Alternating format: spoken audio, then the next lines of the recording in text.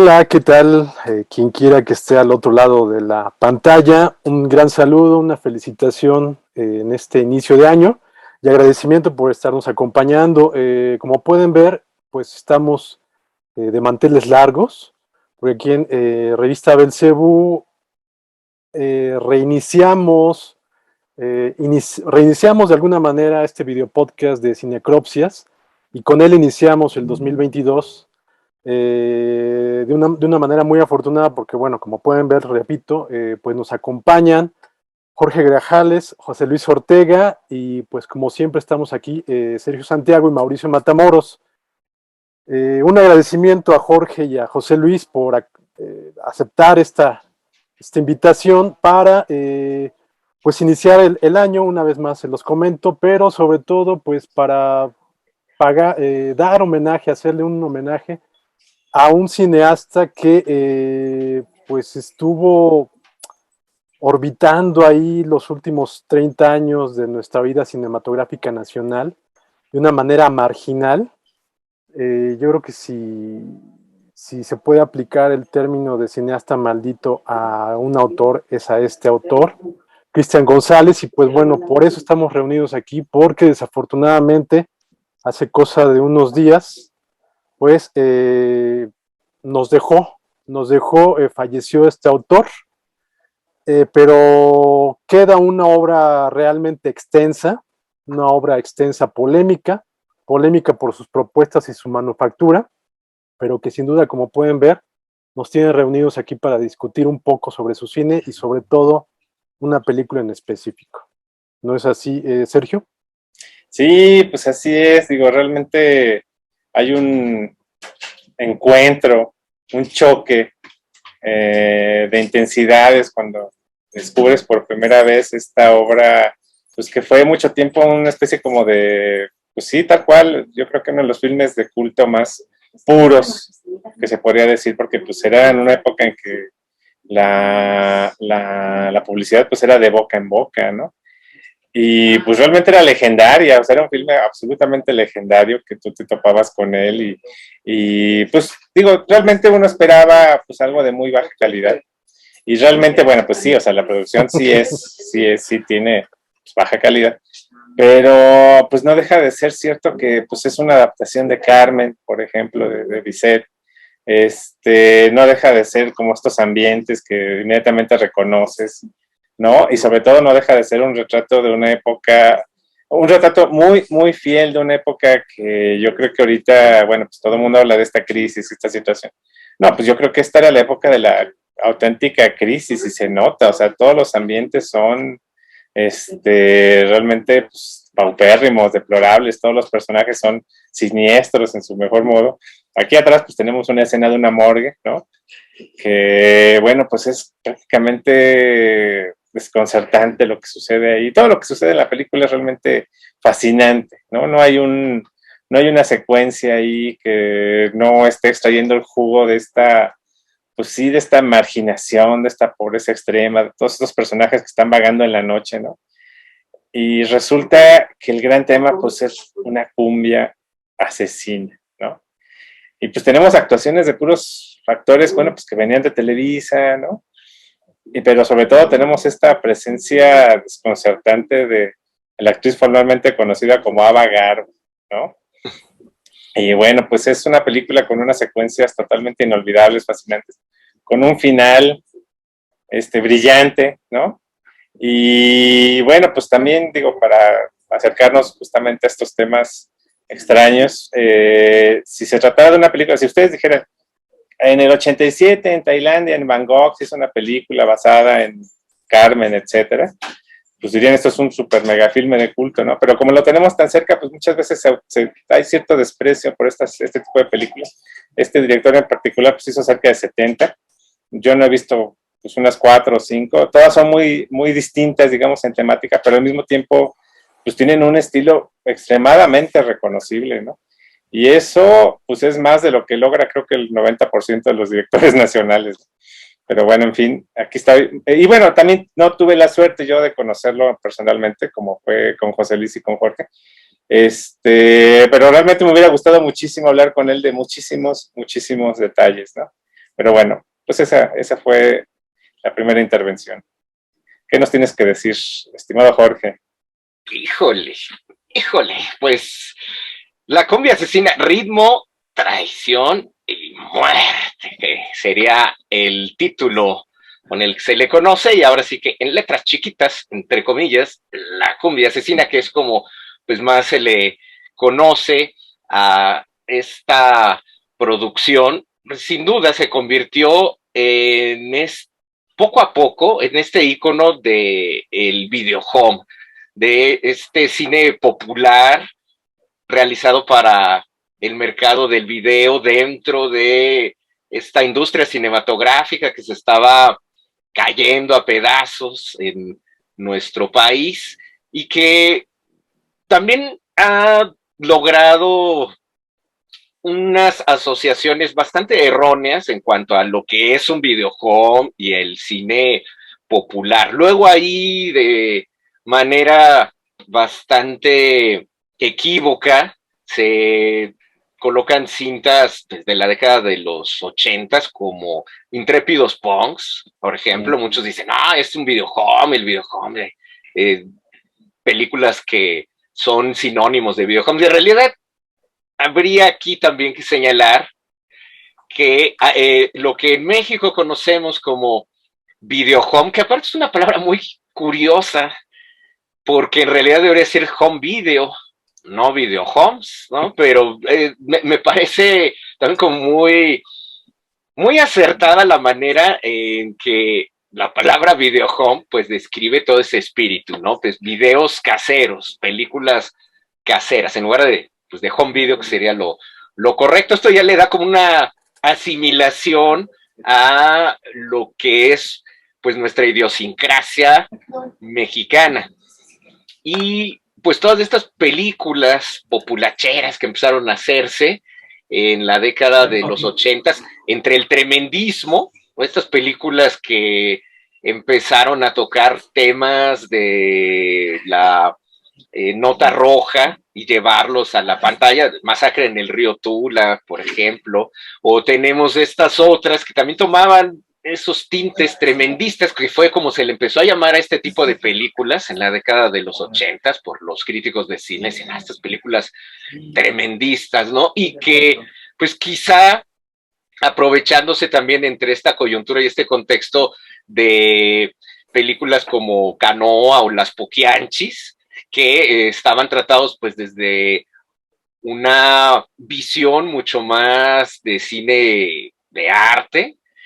Estas pues explotaban más el ángulo muy de casos de alarma, por ejemplo, ¿no? La propia portada de Masacre en el Río Tula, el cartel, pues el póster publicitario, pues ya acusaba todo ello, y películas como Olor a Muerte, Pandilleros, los propios intrépidos punks, que bebían de distintas fuentes, pero que se regodeaban con todo ese tremendismo, han llegado a ser de manera, insisto, muy equívoca relacionadas con el videohome. Esos no son videohomes, no tienen nada absolutamente que ver con videohomes. Yo creo que en el imaginario de muchos, esta estética sucia, ese tremendismo, pues es lo que destila el videohome. Y la cumbia asesina, ritmo, traición y muerte, es justamente todo eso. Tiene ese espíritu del cochambre, como de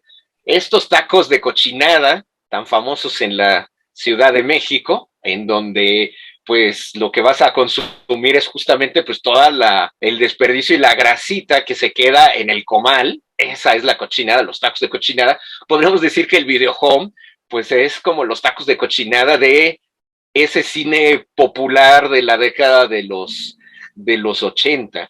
Y pues retrata también muy efectivamente este ambiente popular de los principios de los 90, en donde se retrata aparte de manera pues muy auténtica, casi con un ojo documental, podría decir, el ambiente sonidero, y ese es uno de los ingredientes que hizo que Ritmo, Traición y Muerte pues empezará a volver bastante popular, sobre todo pues en un público que es asiduo a los bailes de estos sonideros y que pues se empezaron a identificar también con la propia historia, este triángulo amoroso trágico, sí, basado en Carmen, pero que Cristian González supo adaptar muy bien a ese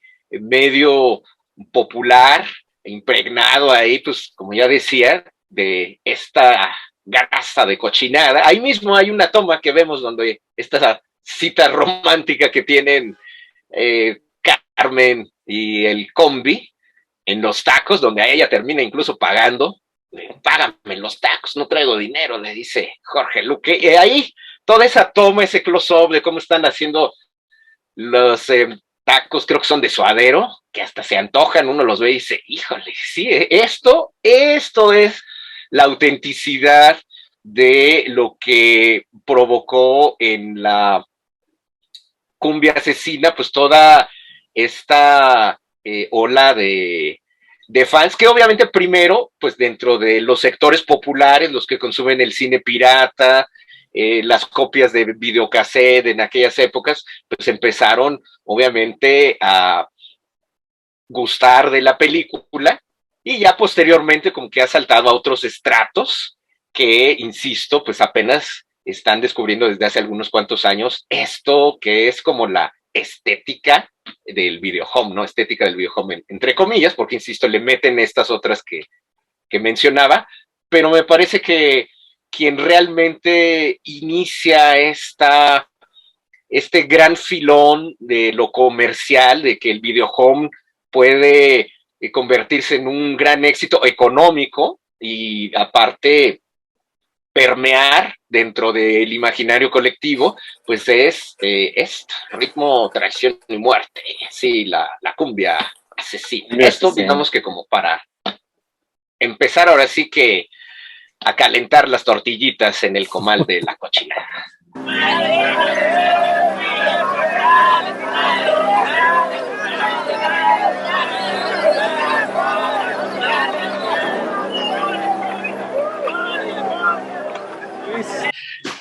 José Luis, ¿tú qué opinas de la cumbia asesina? Uy, no, bueno, sin lugar a dudas, una de las películas clave para la formación cinéfaga, una película que dentro del universo del cine mexicano es obligada. Lamentablemente, el hecho de que sea un video home, que como ya bien comenta Jorge, es un término poco favorable para ese tipo de películas, hace que la mayoría del público la tenga desconocida, ¿no? Justo ayer comentaba con Rodrigo Vidal, estábamos platicando del tema, y si en México el video home de entrada, como dice Jorge, se llama home video, fuera otra cosa, y si tanto la crítica, y a lo mejor no la crítica cinematográfica, sino el periodismo cinematográfico en general, y el público tuvieran un mejor acceso a este tipo de producciones cinematográficas totalmente, otro gallo nos cantara, ¿no? Comentábamos que, por ejemplo, en Japón, el mercado del OVA, del Only Video Available, es visto de una forma completamente distinta a como nosotros consumimos el video home. Y en Japón, las películas que se van directamente a video tienen un nicho, tienen una prensa, tienen un público, son muy bien tratadas, cuando la película lo amerita, evidentemente, son muy bien tratadas porque son tratadas como productos audiovisuales, ¿no? Que están destinados a otro tipo de salida comercial, es distinto, pero a final de cuentas son productos audiovisuales, son obra de un director, de un guionista, de un crew, etcétera, etcétera, ¿no? Y eso también pondera a este tipo de producciones. Aquí en México, el decirle a una de estas producciones video home, de inmediato la condena a un abismo de desconocimiento, la condena a un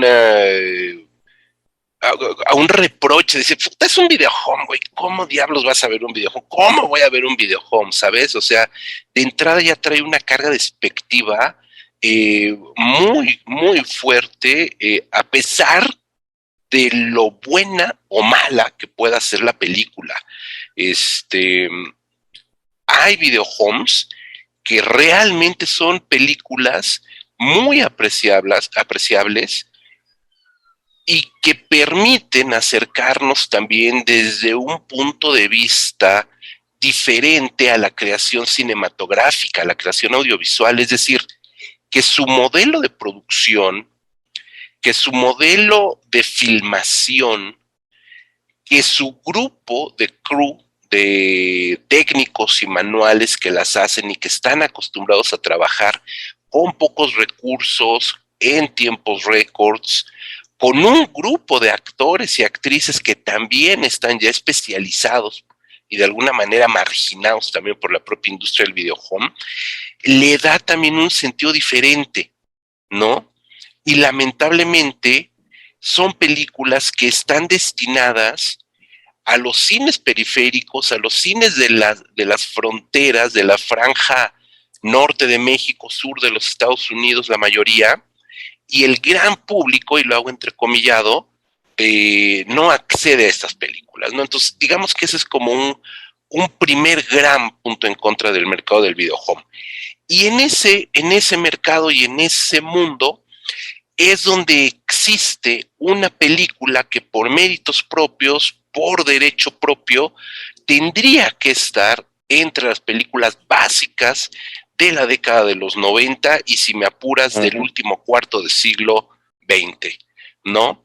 Hay que decir que a nivel económico resultó una película que, como bien lo comentaron, un hit del mercado del videohome, no solamente porque tenía rostros propios del cine mexicano de los años 70, de cierto cine más o menos artístico, como Jorge Luque, que ya había estado con personalidades como Fons, como el propio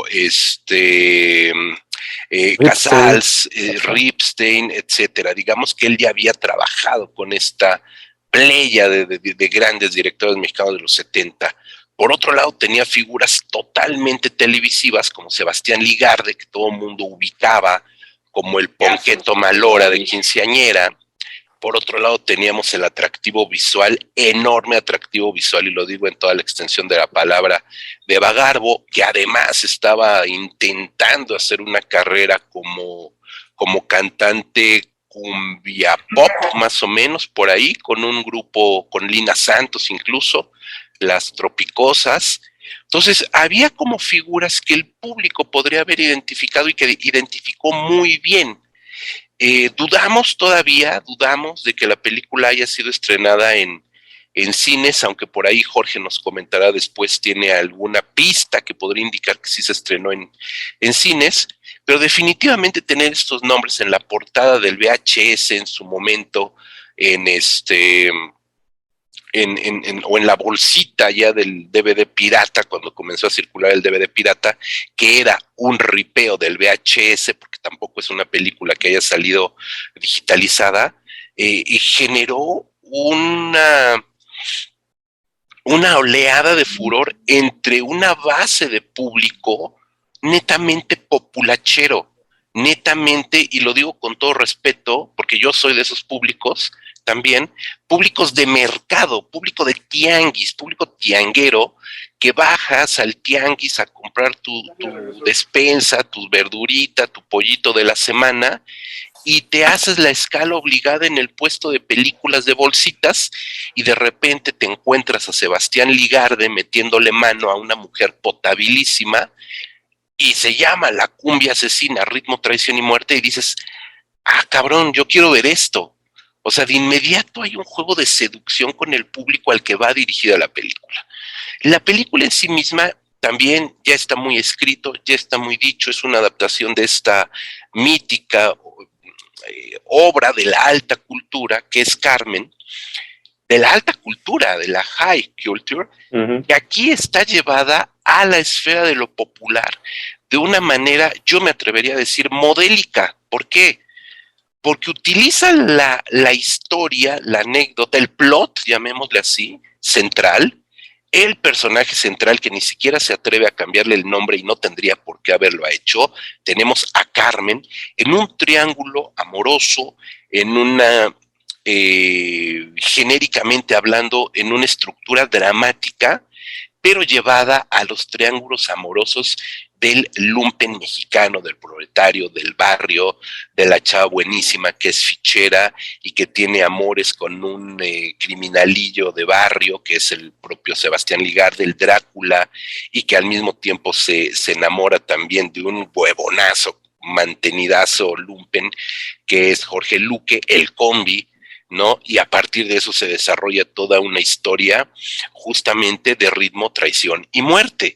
Entonces, a partir de eso, lo aderezas con el entorno popular que conocemos bien, que es el mercado, que es el puesto de tacos, que ya nos comentaba Jorge, que es el albur, que es el salón de baile, que es la cumbia, que son las calles, la zapatería donde trabaja la amiga, el mercado de Tacubaya, etcétera, etcétera, etcétera. El mercado de Tacubaya, que además es icónico de cualquier mercado popular de la Ciudad de México o de la República Mexicana e incluso de Latinoamérica. Entonces, en ese sentido, la película, la historia de la alta cultura, aterriza de una manera tangible para el público y hace que la asimile de una manera total y absolutamente fácil, accesible, entra como cuchillo en mantequilla, y eso es también un gran mérito de Cristian González, ¿no? Que conoce al pópulo, que conoce el contexto, al público, al entorno, conoce por otro lado la alta cultura. Hay que decirlo, y abro un paréntesis, Cristian González fue un cineasta egresado del CUEC, universitario, que sus primeras películas eran películas de tono art house, que es lo que hoy llamaríamos art house, la desconocidísima Thanatos, por ahí otras películas, El Imperio de los Malditos, que como bien comentaba Grajales, fue una película que incluso en su momento estuvo nominada a la Diosa de Plata, cuando la Diosa de Plata significaba algo, valía algo. Hoy creo que es un mal chiste, pero en su momento significaba algo. Y que lastimeramente Cristian se vio relegado al mercado del videohome porque comenzó a dirigir en la peor etapa del cine mexicano, del cine industrial mexicano. Entonces, obviamente, como un estudiante de cine egresado de una escuela que quiere trabajar, que quiere hacer cine, pues va a trabajar a donde hay trabajo, ¿no?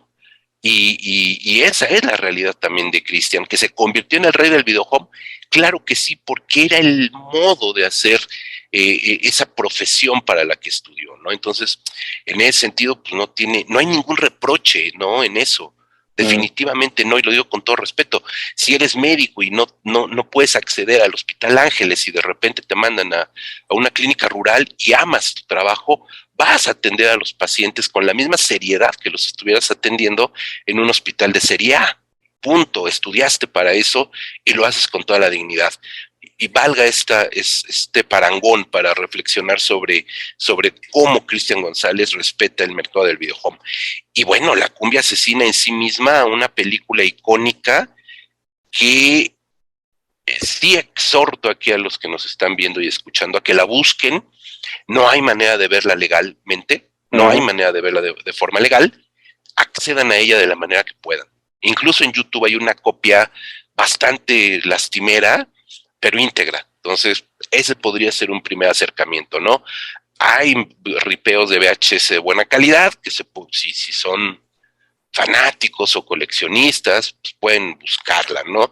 Yo espero que algún visionario se atreva hoy a poner nuevamente en los puestos banqueteros La Cumbia Asesina original, porque hay que decir, y quizás lo comentemos después, esta película es del año del 91, y si mal no recuerdo, en el 2012, el propio Cristian filma un remake llamado La Cumbia Asesina, ya sin los tres actores protagónicos, sí los personajes, más no los actores. Entonces, la película original con Sebastián Ligarde, Jorge Luque, Eva Garbo, del 91. Búsquenla y véanla. ¿Por qué dejas de tocar esa pinche música naca, cabrón?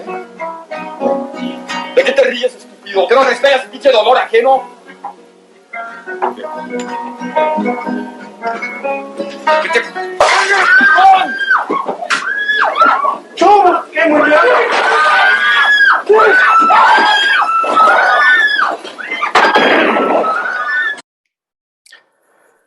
Pues, y retomando aquí el hilo de José Luis, un poco, ha sido un poco complicada esta grabación. No se nos olvidará porque esto ha sido durante el día que se cayó Infinitum, gracias a Carlos Slim, entonces que ahí quede para la posteridad, pero nosotros aquí continuamos. Y pues bueno, afortunadamente la cumbia asesina, como ya bien lo dijo por ahí José Luis, creo que también Jorge, es una película que si bien es escurridiza, no se puede encontrar fácilmente, de hecho no se puede encontrar de manera oficial. Hay que checar por ahí los links en línea que hay, anda por ahí en YouTube y en otros lugares, para poder ver esta película, porque efectivamente es una película, es una oportunidad de entender el cine de otra manera. Ya lo comentaron, Cristian González es un director de cine hecho y derecho, así lo podíamos llamar. ¿Por qué? Porque estudió cine en el CUEC, pero para él esto no fue suficiente. De hecho, digamos que siempre habló un poco en detrimento de esto, porque efectivamente lo que él decía es que en la escuela de cine pues te enseñan tal vez a hacer un cine que no es el que deberían de estar haciendo todos. Te enseñan como que a tener una pose, es la que decía Cristian, ¿no? Y esto, curiosamente, con todo esto, él finalmente acabó con películas como La Cumbia Asesina. Cuando él se dio cuenta de que después de hacer dos películas como Thanatos y Polvo de Luz, películas que yo recuerdo también haber leído de ellas en Vicine, y que por lo mismo, al encontrar que eran películas que trataban como que seguir esa línea de los primeros trabajos de los estudiantes de cine, de las escuelas de cine aquí en México, no me llamaba mucho la atención, y fue muy interesante ver que de repente de Cristian González empezaron a hablar de otra manera cuando presentó el Imperio de los Malditos, ¿no? Y esto lo podemos encontrar en La Cumbia Asesina, una película que, repito, vale mucho la pena ver porque es un ejemplo de cómo puede ser el cine de una manera distinta, ¿no? La Cumbia Asesina por muchos aspectos es estridente. De entrada, es una película que se graba, creo que en el 91, 90-91. Estamos hablando que se graba 4, 5, 6 años después de que terminaron programas muy importantes en la cultura popular mexicana de la televisión, como lo fueron Chiquilladas o una telenovela como Quinceañera, y hablamos que dos protagonistas de esos programas forman parte de esta película, y los vemos haciendo papeles muy disímbolos a los que los veíamos hacer en televisión, ¿no? Estamos hablando obviamente de Sebastián Ligarde, que aquí personifica a un Judas, y estamos hablando obviamente de Carlitos Espejel, que personifica a un chavo de la calle, drogadicto y marcado de media cara, y que termina siendo un homicida, ¿no? Obviamente por la ley de la calle. Entonces, cuando hablamos de esto, estamos hablando de una película totalmente en contra de todos los estatutos de lo que es el cine en México y en todo el mundo, porque es un cine que se hace a contracorriente, y donde su autor, Cristian González, incluso está haciendo uso, digamos, de lo que presentaba la cultura popular, pero él, digamos, que de alguna manera lo está retorciendo y está demostrando que se pueden hacer cosas distintas a lo que la cultura oficial y popular nos presentaba. Entonces, por esto creo que, por esto y por muchos otros aspectos, La Cumbia Asesina viene a ser un trabajo realmente trascendente para pues el cine nacional. José Luis nos hablaba hace rato de cómo la película pues retrata toda la cultura callejera del México del principio de los años 90, Tacubaya sobre todo. Y pues bueno, es bien interesante ver cómo todo esto lo retrata de una manera muy, muy real Cristian González, pero es bien interesante también ver cómo hace uso, repito, de esos, pues de los actores que nos entregaba la televisión de aquella época y cómo los presenta de otra manera Cristian González. Por otro lado, creo yo también que uno de los puntos bien importantes que ya mencionó también José Luis es la presencia de Eva Garbo. Eva Garbo que pues me parece que realiza uno de los papeles, yo me atrevo a decir, más importantes femeninos en la historia del cine mexicano, porque si bien estamos hablando de una mujer empoderada, cuando no necesariamente buscaban presentar eso en las películas de aquella época, el personaje de Eva Garbo y la misma interpretación de Eva Garbo lo logra, pero sin dejar de lado, me parece, que un aspecto femenino donde no necesariamente busca estar empoderada, sino que simplemente este personaje, como todos los demás, sean femeninos o masculinos en esta película, lo que buscan es ante todo disfrutar de la vida, ¿no? Y eso en muchos aspectos pareciera que es un pecado. No sé tú, por ejemplo, Jorge, ¿qué opinas al respecto? Fíjate que lo que dices me parece bastante interesante porque sí, La cumbia de Cecilia creo que es esta película de transición en muchos sentidos. Si bien estos temas se habían ya tocado, como lo había mencionado ya hace unos instantes en la anterior intervención, acerca de películas tremendistas de la década de los 80, donde pues también empezaron a aparecer algunos actores provenientes pues del medio de la televisión. En realidad con la cumbia asesina, y bueno, también el hecho de que el videohome aparece en México pues también desde mucho antes. Me parece que por ahí hay rastros de películas hechas directas a video a mediados de los 80, ya en 1984 hay algunas películas de horror, hay unas ondas medio slasher que se hicieron directo a video, pero en realidad La cumbia asesina viene a ser este punto en donde el videohome explota, se empieza a ver todo este filón que existe y que va a retomar justamente lo que mencionabas, Mauricio, estas estrellas de la televisión o incluso de el cine mexicano de la década de los 70, como Jorge Luque en este caso, pero el propio Cristian González pues también le va a dar ahí empleo a Armando Silvestre, por ejemplo, en varios de sus videohomes. Entonces, va a ser este receptáculo para estas estrellas que a lo mejor muchos podrían señalar como estrellas que ya venían en decadencia, quizá, pero en el videohome agarran este segundo aire y por eso resulta bastante importante. Si bien también Cristian González había iniciado ya el videohome con una película que se llama Reto a Muerte, si mal no recuerdo, ese fue su primer trabajo en videohome en 1990, y esta cumbia asesina fue también como producto de una apuesta, de decirle a que no puedes hacer este tipo de películas, y él dijo, ¿cómo no? Y hasta hizo su propia productora, Sibalion Films, en la que realiza justamente este videohome. Y en cuanto a los personajes que aparecen, bien lo señalas, Mauricio, porque Eva Garbo es este personaje que empieza a ser dueña de su propia sexualidad, ¿no?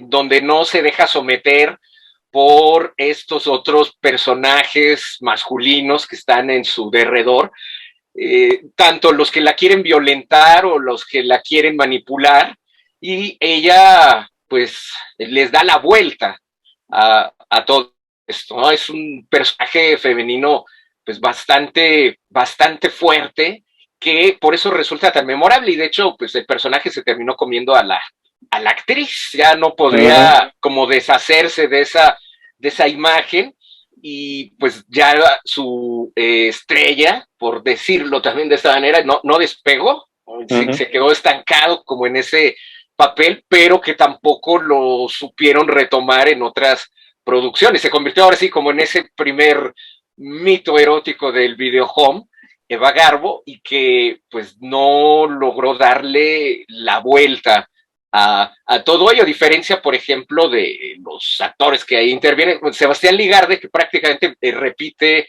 pues este papel de personaje bastante malora, como el que lo llevó a la fama en la telenovela de Quinceañera, y que con Cristian González pues va a tener pues, actuaciones muy memorables, como en Por un salvaje amor, que también es una cinta muy psicotrónica, muy misógina, increíble esa película en todos los sentidos, y que hoy día pues, no podría existir con esta cultura de la cancelación. Es como la inversa de la cumbia asesina en cuanto a personajes femeninos.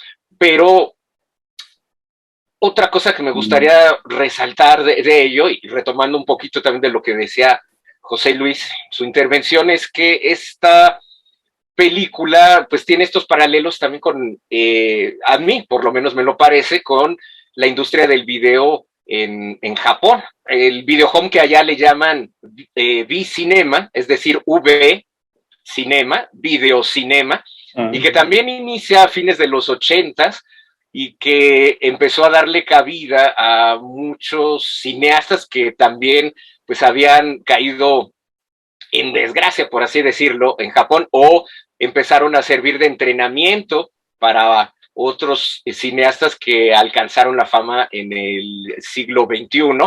Takashi Miike, por ejemplo, Takashi Miike inició en el V-Cinema, en el video home japonés, haciendo películas muy similares en estilo, claro, dentro del contexto nipón de lo que hacía Cristian González por acá. A mí, de hecho, me parece que Cristian González es como nuestro Takashi Miike, que obviamente guardando pues todas estas distancias, contextos nacionales, pero me parece que tiene como este mismo espíritu, Cristian González, de hacer este cine muy, pues muy de guerrilla, tomando proyectos que eran de encargo, tomando proyectos que él mismo ha generado para crear obras realmente muy personales. Y creo que La cumbia asesina se coloca al frente de todo este tipo de video homes, que va a sentar este precedente en cuanto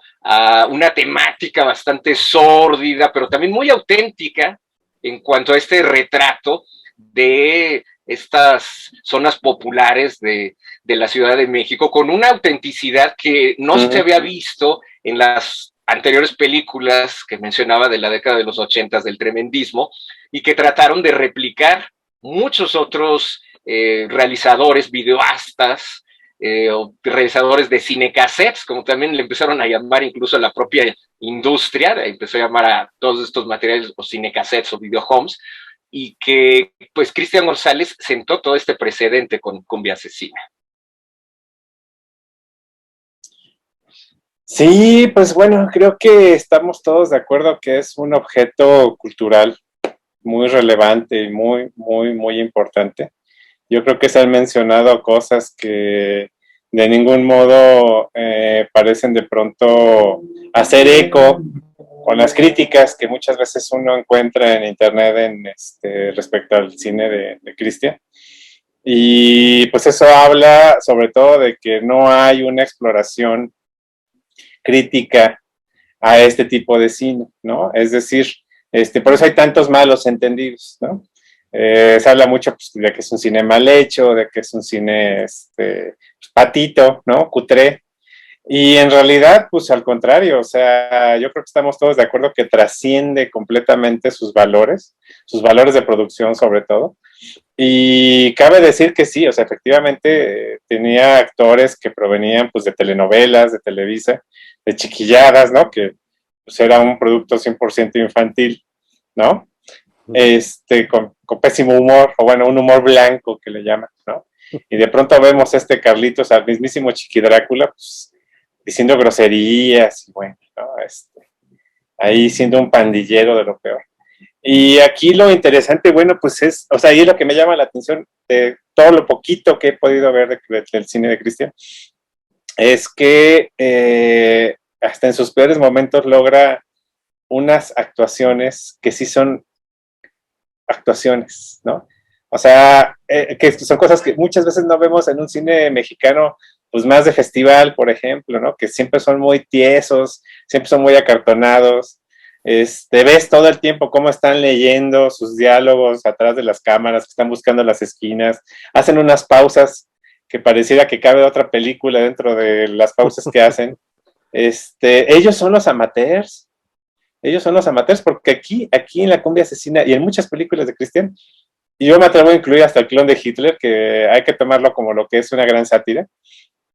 Las actuaciones son líquidas, las actuaciones son sentidas, son emocionales, te transmiten conmoción, ¿no? Por ejemplo, esta escena que tengo ya aquí atrás de la morgue, lo que sucede después, pues es algo que yo creo que no se ha vuelto a ver, o yo no recuerdo haberlo visto de un modo tan explícito y sórdido, pues en ninguna otra película de estas. Digo, esto es de la época de La Tarea, por ejemplo, se supone que era un filme que rompía paradigmas y demás, pues realmente queda como una película de lo más banal, de lo más clase mediera, de lo más pretenciosa, cuando en realidad esto, con todo su tremendismo, con toda su sordidez, con toda su bajeza, y me atrevo a decir hasta incluso con toda su vulgaridad, que no me lo parece realmente, ¿no? O sea, más bien me parece pues, que en realidad es una proyección muy sincera y muy honesta de la vida o de la realidad social de esa época, y que incluso todavía hace muchísimo eco, ¿no? Entonces, bueno, pues ¿para qué lo revestimos? ¿Para qué le ponemos una serie de maquillajes y lo endulzamos, ¿no? O tratamos de hacer estas secuencias ahí del avión, llegando al aeropuerto, que tardan 10, 15 minutos, y se supone que esa apertura es súper artística, cuando en realidad estas tomas y estas secuencias del suelo sucio, de la morgue, de estos cadáveres, que casi seguramente no son cadáveres, y de pronto ahí se da esta relación, pues lo eleva, se vuelve prácticamente un momento cósmico, un instante de ruptura de vida y muerte, pues, ¿no? Y esto es lo más interesante, que Christian, cuando lo vas analizando, pareciera que van surgiendo discursos o que son viables discursos mucho más complejos, cuando muy probablemente de ningún modo era su intención, ¿no? O sea, él era una persona pues muy sencilla. Digo, no lo traté, lamentablemente no lo traté, pero sí tengo toda la impresión, sobre todo por su sentido de autocrítica, de que era una persona pues con los pies en el suelo, ¿no? O sea, no era alguien que se la creyera, no era alguien que sintiera que era realmente un creador, ¿no? En este sentido que ahora tan pomposo y ostentoso, que en mi opinión le ha hecho muchísimo daño al cine, ¿no? O sea, no era alguien que esperara 9 minutos de aplausos en Cannes ni demás. Y eso la única consecuencia que ha tenido es que podemos ver esta película hoy y darnos cuenta de lo poco que ha cambiado la realidad nacional, ¿no? O sea, pese a todo lo que pasó desde el 91 para acá, la esencia, el sustrato, pues sigue ahí, ¿no? Y las respuestas hacia la violencia y hacia el crimen y hacia el deterioro social y hacia todo lo demás, pues siguen ahí. Entonces, bueno, pues es como si siguiéramos siendo los mismos, entre comillas, salvajes, ¿no? En realidad esto es la civilización y nos guste o no, pues toda esta sordidez y esta bajeza y estos bajos deseos y este modo, esta ausencia de empatía, ¿no? Que vemos, por ejemplo, con el personaje del T-8 que está ahí tirado y demás, está orinado, ¿no? O sea, los primeros 10 minutos si ustedes no quieren ver toda la película porque pues, consideran que es aberrante ver un videojuego, vean los primeros 10 minutos, quédense con esos 10 minutos y descubran todo lo que cabe, todo el discurso, todo el lenguaje y todos los temas que caben en esos 10 minutos. Es absolutamente impactante, y eso nos lleva a decir, bueno, pues entonces la pericia, la virtud del director no está en los medios. No necesitas 30 millones de pesos, 30 millones de dólares, si ustedes quieren, para realmente contar un filme fundamental e importante. O sea, lo que necesitas es visión y voluntad. Y pues ahí está.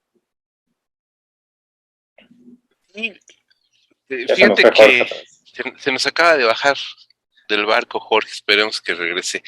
Hay una cosa muy interesante entre lo que comentas tú, lo que comenta Jorge también, y es la parte que entresaco del contexto también de la película, ¿no? El contexto en el cual está realizada. Estamos hablando de una película del 91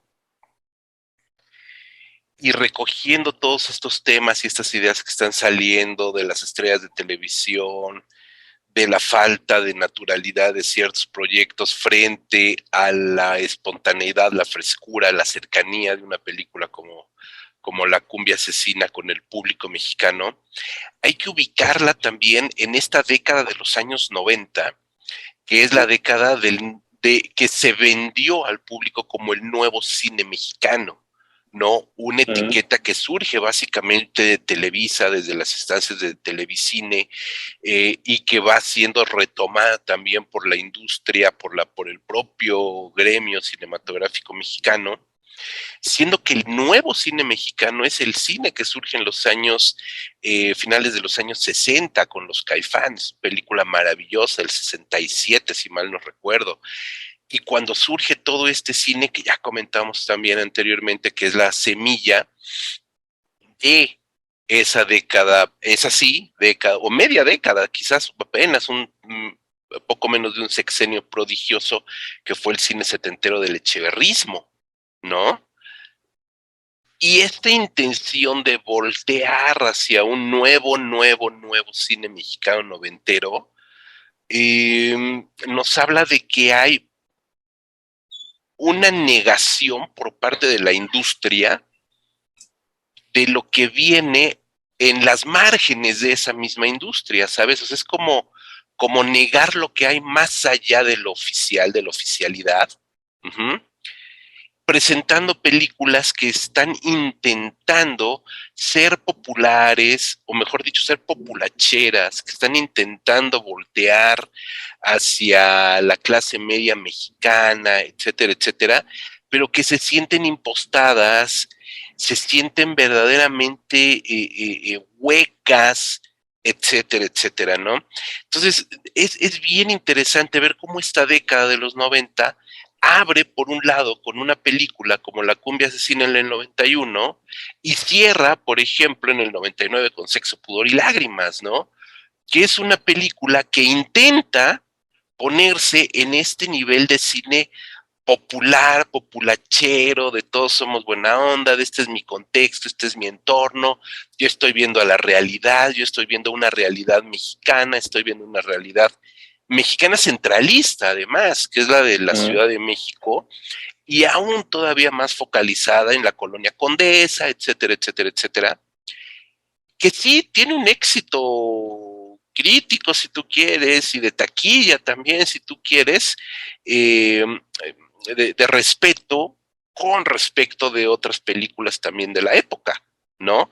Y de alguna manera venir presentada con rostros muy populares en la televisión mexicana, comenzando por supuesto con Susana Zabaleta, ¿no?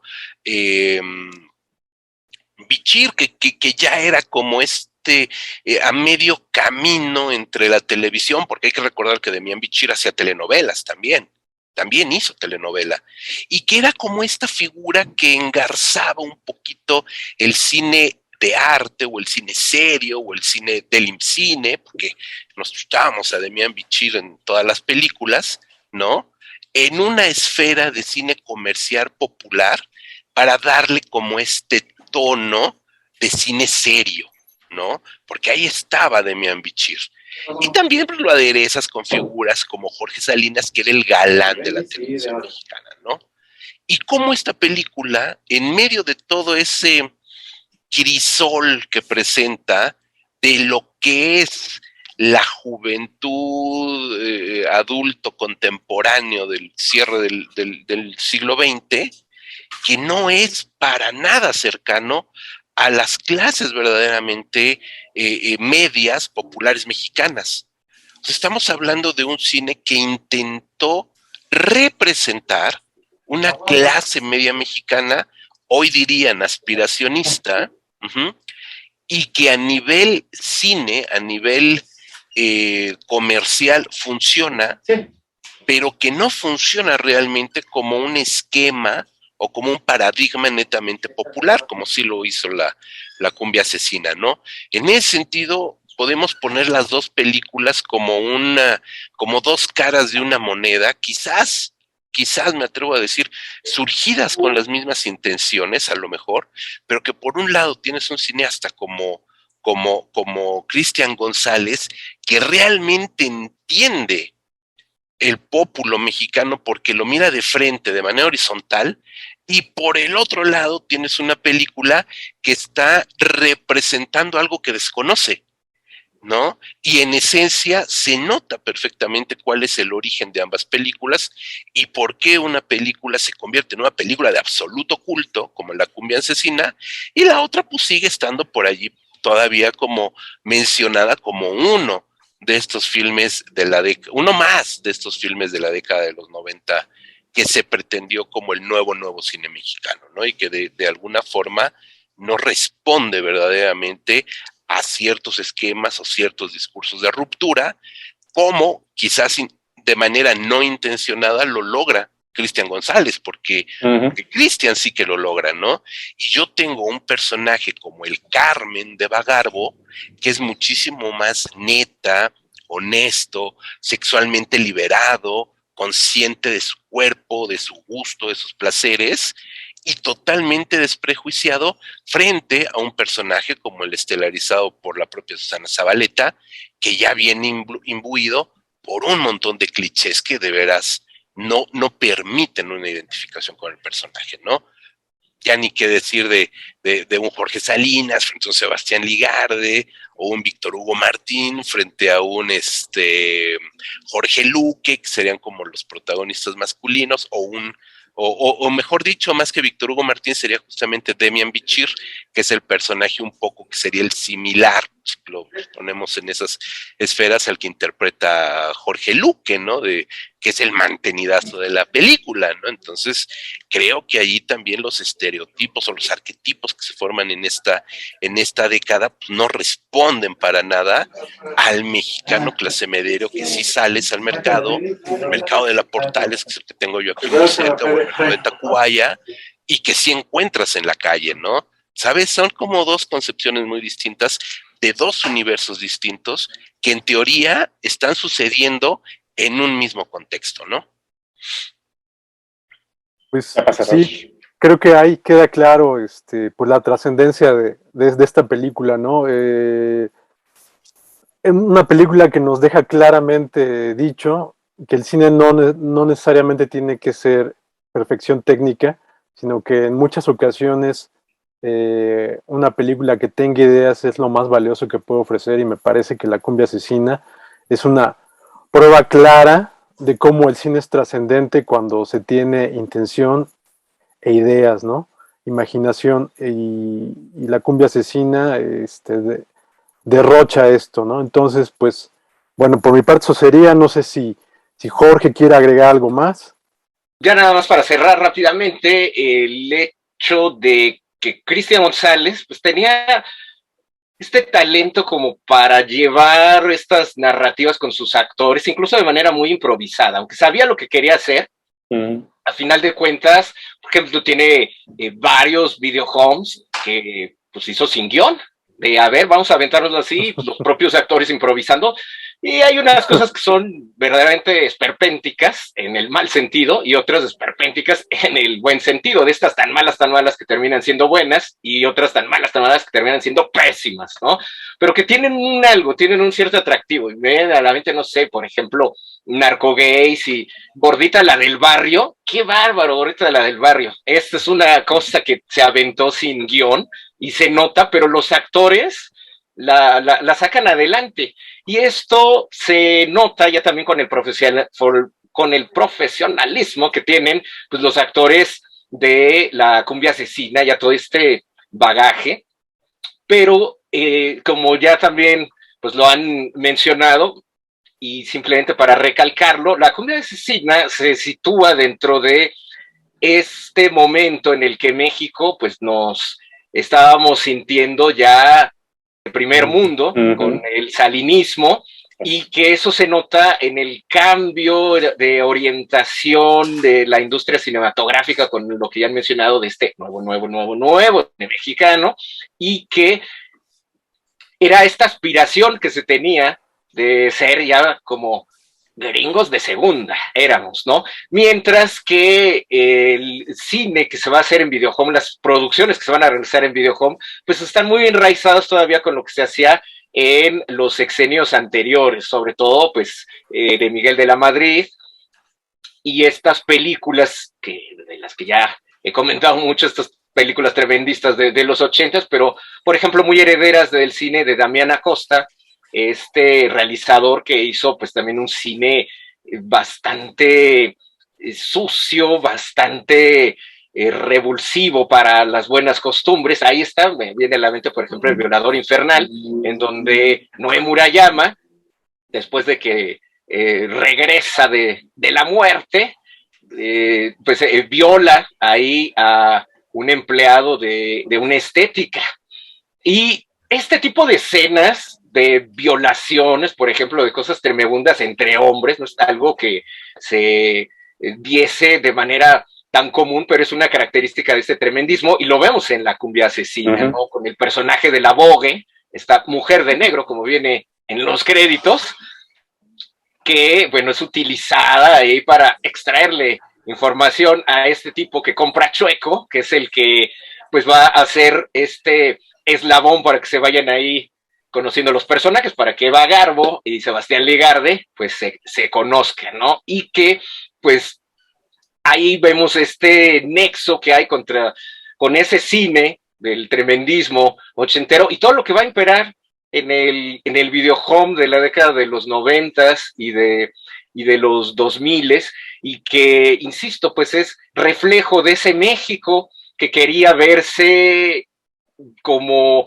un México de avanzada, con un México con el Tratado de Libre Comercio, que justamente con estas películas que José Luis ha señalado, sobre todo esta contraposición con Sexo, Pudor y Lágrimas, y la Cumbia Asesina, bueno, pues se notan estas aspiraciones que tenían, por un lado, estos directores de crear un cine popular en general, pero para clases medias, y La Cumbia Asesina, que realmente pues era para todo este populacho, para la raspa, ¿no? Que realmente no tenía ni por asomo estas maneras de poderse identificar con todos esos personajes de Sexo, Pudor y Lágrimas, y muchas de estas otras películas, pero se ven esas transiciones que se da por parte del cine mexicano, incluso unas con estas pretensiones artísticas, pero también enraizado en lo popular y las dificultades, pues me vienen a la mente, por ejemplo, pues desde Lola o Danzón,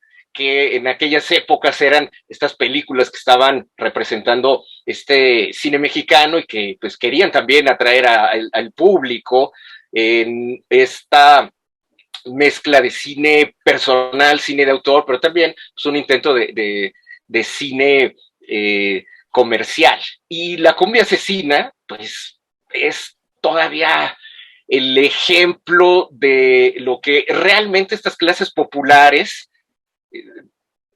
pues estaban consumiendo y cómo se identifican ellos, porque se ven completamente retratados ahí en estas películas que empezaría de ahí en adelante a hacer Cristian González. Entonces, pues simplemente para terminar, me parece que habría que echarle una mirada mucho más profunda a toda la gran filmografía de Cristian González. Insisto, para mí es el Takashi Miike de México.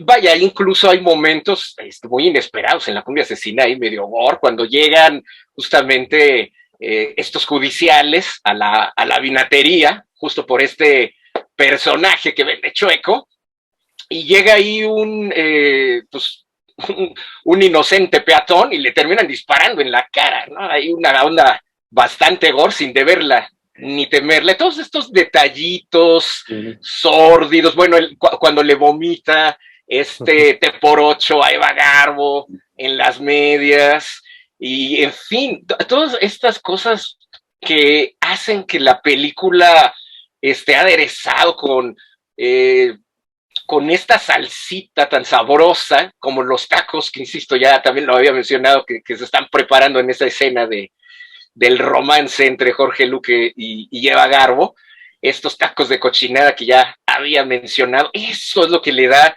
este sabor a la cumbia asesina, y me parece que sí, hay una distinción entre lo que es pues, el cine hecho en 35 milímetros, destinado para las salas de cine, y este video home que se empezó a hacer de manera bastante rápida y para pues explotar todos estos temas muy sórdidos. Insisto, es el heredero del cine del tremendismo, y que me parece es el inicio de toda una corriente digna pues de analizarse en sus justos contextos, ¿no? Porque tampoco hay que decir, esto es el cine que representa de manera muy fiel lo que es la década de los 90, es todo un crisol, es una parte, pues, y aparte es la industria del videojuego, no necesariamente estamos hablando de cine per se, o la decadencia del cine, es otra cosa, es el inicio de la cultura del videojuego en México, que en la década de los 90, estoy a principios de los 2000, pues fue una fuente inagotable de trabajo para muchos de estos actores, y salieron muchos realizadores bastante creativos, algunos que venían refugiándose en el videojuego y adquirieron aquí una gran presencia, el propio Cristian González obviamente, pero Miguel Marte, por ejemplo, o Aurora Martínez, en fin, hay una gran cantidad de nombres, de productoras, de temáticas que empezaron a surgir, pero todo fue, por lo menos desde mi humilde punto de vista, fue gracias a la cumbia asesina, que fue el éxito rotundo del videohome, que incluso el propio Cristian González había perdido la cuenta de cuántos cinecassettes, como le llamaban, se habían vendido, tanto oficiales, ya no digamos los piratas, ¿no? Y pues que hicieron que pues, se premiara en esos ámbitos, se creara aparte toda esta industria del videohome con todo su propio Star System, digamos que es esta otra parte del cine mexicano que incluso ahora están tratando de retomar algunos autores. Ahí está La Reina del Asfalto de Julián Hernández, que acusa pues toda esta influencia de este cine del tremendismo, este cine urbano, y que a mí me parece que tiene mucho de este tono de Cristian González, la Reina del Asfalto. Entonces ahí está pues esta herencia que deja Cristian González, y para todos aquellos seguidores del cine de culto que siempre se quedan, que los luchadores, o Alucarda, en fin, bueno,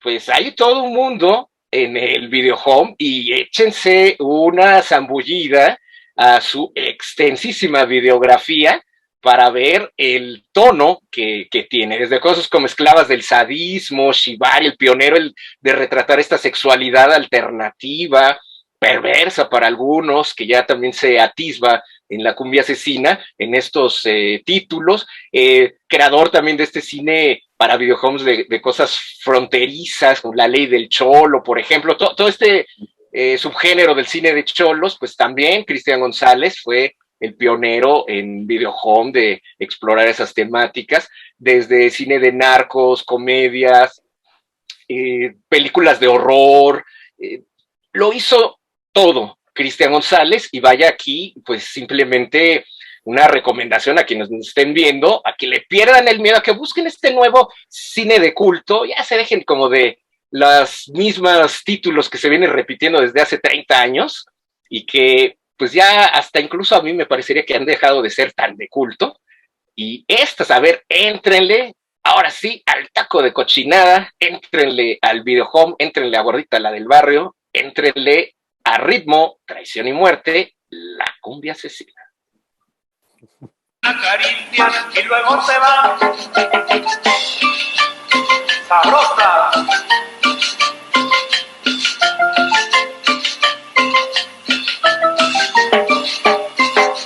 Vamos a sentarnos aquí sobre la arena para acariciarte tu linda piel. José Luis, ¿algo más? Pues, hago eco a las palabras del gran Jorge Grajales. Déjense llevar por estas sensaciones. A final de cuentas, de eso se trata, de experimentar siempre con nuevos productos audiovisuales, nuevos no porque estén recientemente producidos, sino porque están olvidados, ¿no? Y sí es toda una beta a redescubrir. Evidentemente La Cumbia Asesina, que es el motivo de este programa, una película en sí misma irrepetible. El propio Cristian, 10 años después, en el 2001, filma La Cumbia Asesina 2, otros 10 años después, en el 12. 12, en el 2012, filma un remake absolutamente innecesario de La Cumbia Asesina. Pero bueno, esto nos habla por un lado de la importancia, trascendencia de la película y por el otro lado de que también de alguna manera la obra, así como bien lo comentaron, termina por comerse a la propia Eva Garbo, de alguna manera también termina por engullir a Cristian González, ¿no? Indiscutiblemente un talento también allí que mereció mejor suerte, mereció mejores condiciones para desarrollar su cine. Y sí, busquen cine de Cristian González. Hay grandes cosas por descubrir. Muy bien, pues creo que con esto terminamos. Prácticamente a los 30 años de que se estrenó La Cumbia Asesina y pues desafortunadamente reunidos aquí por la desaparición de Cristian González. Hicimos esto como un homenaje y esperemos que pues esto inyecte el interés necesario en los espectadores, en quienes nos están acompañando en esto para buscar La Cumbia Asesina y el resto de la obra de Cristian González. Pues muchas gracias a José Luis, a Jorge, Sergio. Gracias a ustedes por la invitación. Siempre será un gusto venir a platicar a Cinecropsias con ustedes. Igualmente, es un placer siempre estar con ustedes, con el público que está viendo Cinecropsias y hablar de pues todo esto que, como se dan cuenta, nos apasiona sobremanera. Pues sí, muchísimas gracias a todos. Y bueno, pues que vengan celebraciones mejores, días más felices, que en algún momento dado veamos estas... difícilmente serán todas, pero por lo menos una selección decente que estuviera en el cine Metropolitan un par de semanas, pues sería lo ideal. Sí. Pero bueno, eso solo está reservado para otro nivel de personajes. Muchísimas gracias a todos, que nos reúnan eventos más felices, cuídense mucho, seguimos con la pandemia. Entonces, bueno, pues nos veremos para la próxima. Muchas gracias a todos. Hasta luego.